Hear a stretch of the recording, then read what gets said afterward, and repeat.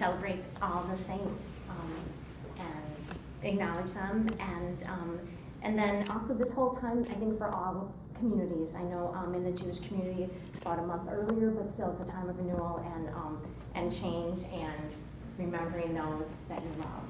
So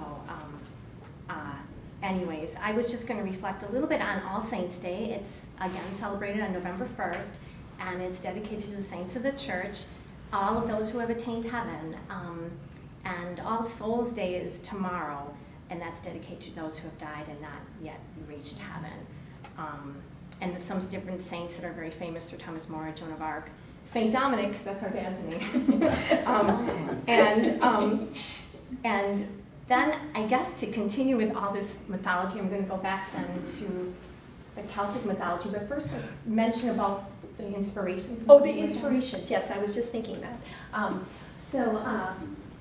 The novel takes place during the 1980s with the onset of the new wave hitting the United States. A lot of the influences were from bands in Europe and in England.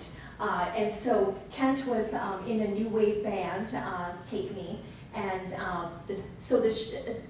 and that band is in Hazel Moon as well. And so the inspiration for Hazel Moon is from the love of music and from that time period that I don't know if will ever really exist again, because now with the media, how it's changed, then it was sort of like a very different time, and to know what was cool was a little more difficult to do back then. And we knew that Take Me was cool, and so we would go to their shows, and so I guess it wasn't so and difficult. they're in the novel. But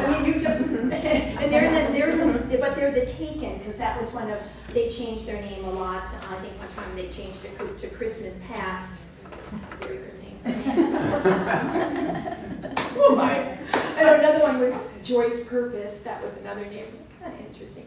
But Take Me was the catchiest name, but they hated it, so they kept changing it. So the Taken is the name of the band in the novel, but that certainly is based on Take Me. And so we wanted to honor the specialness of that time. We were more interested in seeing the opening bands, Take Me. There was another one, Wally Cleaver, during the early 80s. Those bands, those local bands, very, very talented, but it was a lot more difficult to hit the become a national star at that time. You had to have a record deal, where things were certainly better for musicians these days, were they able to produce their own CDs, but they were certainly stars, and we were more interested in going to see them than the headliners, and we weren't. That was how most people were. You were such fans of the opening band. But right. They did tour with Duran Duran and Flock of Seagulls, Cheap Trick. So they toured New York with Duran Duran. And yeah, then they got mobbed, just like the Beatles, because they were well, if you see there were 5 boys. And so, so they would get mobbed and be treated like so they enjoyed all that. I remember one time when I first was going out with Kent, and he had just got back from Duran Duran, and I was at Parkside, and I was in a cool studio theater production. I think the house only was 100, and I wanted him to come to the show, and he said he just got back from Duran Duran, so yeah, big head. And he said, so how many people are going to be there? I said, well, it's a studio theater show, so probably 100. Oh, only 100? You missed a good show! What show was that, Lori? Hold me. That was a good show. That was a good show, but that's all right. It's like, come and visit us. I know it's a theater. Don't take all that good. Okay, and then our fantastic brother Mark.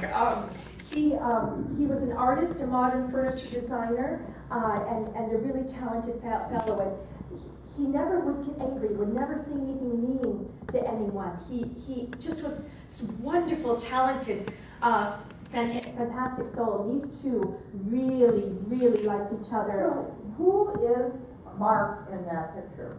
He's both. He's both. It was, they did kind of like an artsy, he lived in New York, and so. They're both? They're both him. It's like an artsy. Oh, okay.